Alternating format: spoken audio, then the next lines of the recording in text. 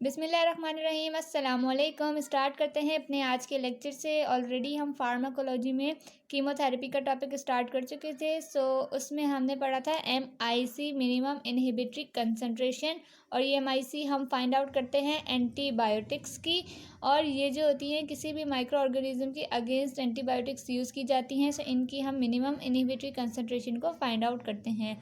Last class में हम already discuss कर चुके थे कि MIC को फाइंड करने के हमारे पास 3 डिफरेंट मेथड्स या टेक्निक्स होती हैं, जिसमें ऐसे मेथड है आपके पास पहला, या उसे आप एगार वेल डिफ्यूजन मेथड भी कह सकते हो। सेकंड वन आपके पास था ई टेस्ट, और the third one is broth dilution test. ठीक है, हम स्टार्ट करेंगे ऐसे मेथड से, बट ऐसे मेथड को पढ़ने से पहले कुछ टर्मिनोलॉजीज हैं जिनके बारे में नॉलेज होना ज़रूरी है। तो सबसे पहले हमारे पास है इनोक्यूलेशन। इनोक्यूलेशन हमारे पास क्या है? स्टार्ट करते हैं।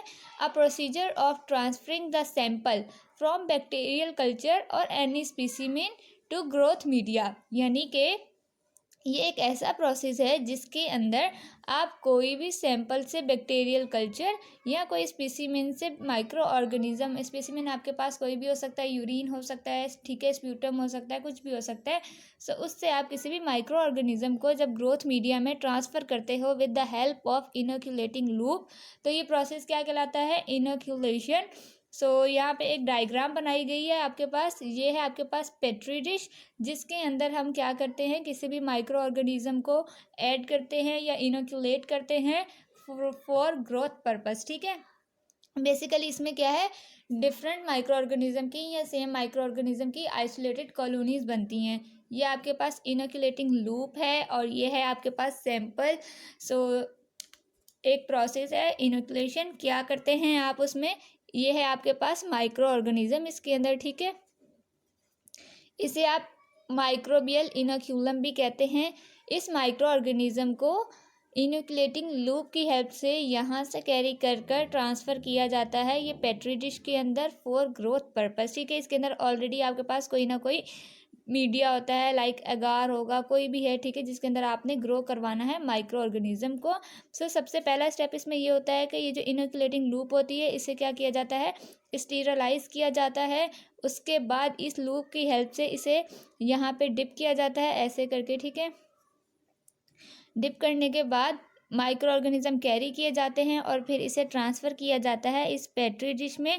लेकिन इसे पेट्री डिश में हम क्या करते हैं? इनोक्यूलेट करते हैं। और इनोक्यूलेट बेसिकली किस तरह किया जाता है? ये आपके पास सैंपल है येलो कलर में।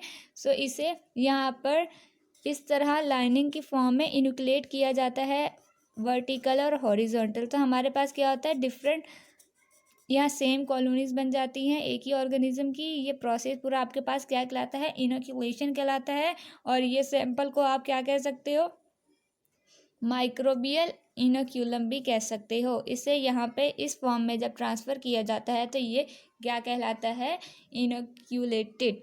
ठीक है, अब हम स्टार्ट करते हैं ऐसे मेथड से। ऐसे मेथड सेम यही है, बस उसमें हम थोड़ा सा डिफरेंट प्रोसेस करते हैं, और वो ये करते हैं कि एंटीबायोटिक की एक नॉन कंसंट्रेशन को ऐड करते हैं। ऐसे मेथड के लिए भी जो है ना, एक डायग्राम बना लेते हैं जिसके थ्रू समझना बहुत ईजी हो जाएगा। पहले ऐसे मेथड के ना प्रोसीजर को डिस्कस कर लेते हैं। इसके प्रोसीजर में या इसके डिफरेंट स्टेप हैं। सबसे पहला स्टेप क्या होता है? आपको एक इनोक्यूलेटेड पेट्री डिश जो होती है वो प्रिपेयर करनी होती है। ठीक है, इसे प्रिपेयर करोगे, इसको प्रिपेयर करने के लिए आपका ये सेम प्रोसेस हो जाएगा। देन आप क्या करते हो? इस पेट्री डिश के अंदर वेल्स फॉर्म करते हो, और उन वेल्स के अंदर फिर आप थर्ड स्टेप में क्या करते हो? नॉन कंसंट्रेशन, ठीक है, या वॉल्यूम डालते हो। किसका? एंटीबायोटिक का, जिसका आपने MIC फाइंड करना है। देन आप क्या करोगे? उसे इनक्यूबेट कर दोगे। ठीक है, इनक्यूबेट करने के बाद आप उसमें ऑब्जर्व करोगे क्या चीज़? Zone of inhibition. ठीक, अब आ गया एक चीज़, जोन ऑफ इनहिबिशन। तो आपके पास जोन ऑफ इनहिबिशन क्या होता है?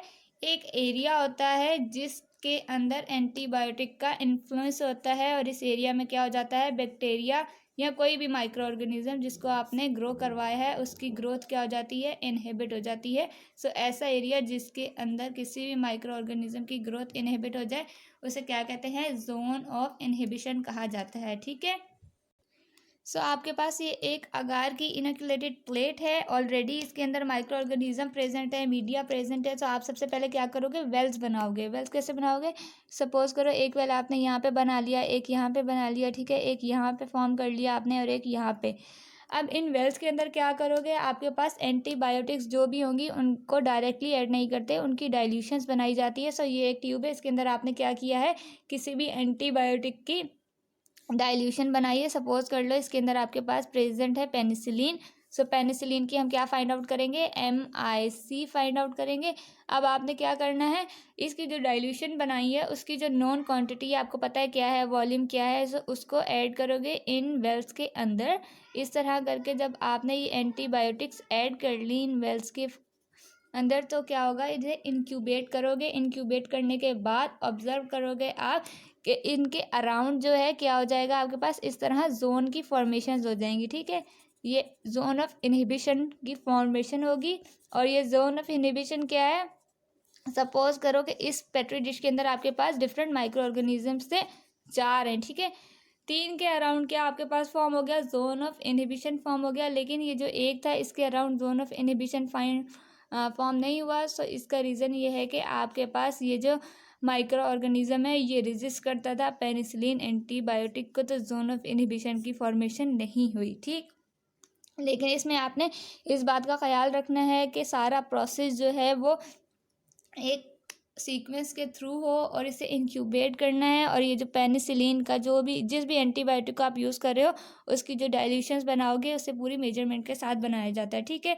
अब ये जोन ऑफ इनहिबिशन फॉर्म कैसे होता है, तो ये जो एंटीबायोटिक आपने इस वेल के अंदर ऐड की होती है, स्लोली स्लोली क्या होता है, ये वेल की वॉल से डिफ्यूज़ होना स्टार्ट हो जाती है। जब ये डिफ्यूज़ होती है तो इसके अराउंड जो भी माइक्रो ऑर्गेनिज्म होगा ये जोन ऑफ इनहिबिशन फॉर्म कर लेगी और उस माइक्रो ऑर्गेनिज्म की यहाँ पे ग्रोथ क्या हो जाएगी, इनहिबिट हो जाएगी। और ये एरिया आपके पास क्या कहलाएगा, जोन ऑफ इनहिबिशन, ठीक है। सो ये हमारे पास ऐसे मेथड होता है, इस तरह हम फाइंड आउट करते हैं। ये जो जोन ऑफ इनहिबिशन होता है ये शो करता है इसकी MIC को। MIC आपके पास क्या है, मिनिमम इनहिबिटरी कंसंट्रेशन है किसी भी एंटीबायोटिक की जिसको आपने ऐड किया है। और जोन ऑफ इनहिबिशन की फॉर्मेशन के बाद हमें पता लग जाता है कि इस एंटीबायोटिक की MIC आपके पास ये है, ठीक है। नेक्स्ट मेथड है आपके पास ई टेस्ट, जिसे आप एप्सिलोमेट्री टेस्ट भी कहते हैं।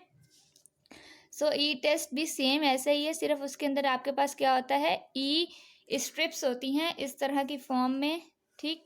इनके ऊपर डिफरेंट मार्किंग होती है एक साइड के ऊपर।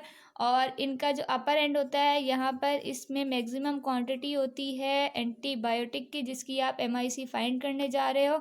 और लोअर एंड पे जो होता है मिनिमम क्वांटिटी होती है MIC आप जिस एंटीबायोटिक की फाइंड करने जाओगे उस एंटीबायोटिक को यहाँ पर और यहाँ पर ऐड किया जाता है। अपर एंड पे कैसी होती है वो एंटीबायोटिक मैक्सिमम क्वांटिटी में होती है और लोअर एंड पे मिनिमम क्वांटिटी में होती है, ठीक है। सेम आप क्या करोगे, यहाँ पे आपके पास यही पेट्री डिश है जिसके अंदर आपने किसी भी माइक्रो ऑर्गेनिज्म को ग्रो करवाया हुआ है। अब इस माइक्रो ऑर्गेनिज्म को ग्रो करवाने के बाद आपके पास क्या है, यहाँ पर ऑरेंज कलर में शो कर देती हूँ कि ये आपके पास क्या है, माइक्रो ऑर्गेनिजम्स प्रेजेंट है इसमें, ठीक है। आप क्या करोगे, ये जो ई स्ट्रिप होगी इसको स्टेरलाइज स्पैचुला की हेल्प से कैरी करोगे और इसको यहाँ पे पुट कर दोगे, ठीक है। पुट करने के बाद मैक्सिमम एंड आपका इस तरफ आ जाएगा जहाँ पे मैक्सिमम क्वांटिटी है एंटीबायोटिक की, और दूसरा एंड आपका इस साइड आ गया और क्या हो जाएगा, टेयर शेप का क्या है, जोन ऑफ इनहिबिशन की फॉर्मेशन हो जाती है। सो सपोज करो कि ये एक tear shape zone of inhibition form हो गया। सो इस जोन के अंदर अब आपके पास कोई भी माइक्रो ऑर्गेनिज्म नहीं होगा। माइक्रो ऑर्गेनिज्म के एब्सेंट होने की वजह क्या है कि इस एंटीबायोटिक ने उस माइक्रो ऑर्गेनिज्म की ग्रोथ को इनहिबिट कर लिया। ये जहाँ पर इंटरसेक्ट करती है इस टेयर की लाइंस इस ई स्ट्रिप को, ये आपके पास क्वांटिटी या ये आपके पास मेजरमेंट क्या कहलाती है, MIC। सो ई टेस्ट और ये जो ऐसे मेथड है दोनों सिमिलर ही है, लेकिन बस डिफरेंस इतना है कि ई टेस्ट में आप ई स्ट्रिप्स को यूज़ करोगे और जो आपके पास ऐसे मेथड है, उसमें आप जोन ऑफ इनहिबिशन की फॉर्मेशन को देखोगे, जहाँ पे जोन ऑफ इनहिबिशन फॉर्म हो रहा है, जिस कंसंट्रेशन पे आके जोन ऑफ इनहिबिशन फॉर्म हो रहा है किसी भी एंटीबायोटिक का, वो उसकी क्या होती है, MIC होती है। और इसका क्या है, यहाँ पे जोन ऑफ इनहिबिशन फॉर्म हो रहा है, सो ये जो लाइंस इंटरसेक्ट कर रही हैं ई स्ट्रिप को, ये आपके पास क्या है, MIC की वैल्यू होती है। यहाँ पे ये लेक्चर एंड करते हैं। सी यू सून, अल्लाह हाफिज़।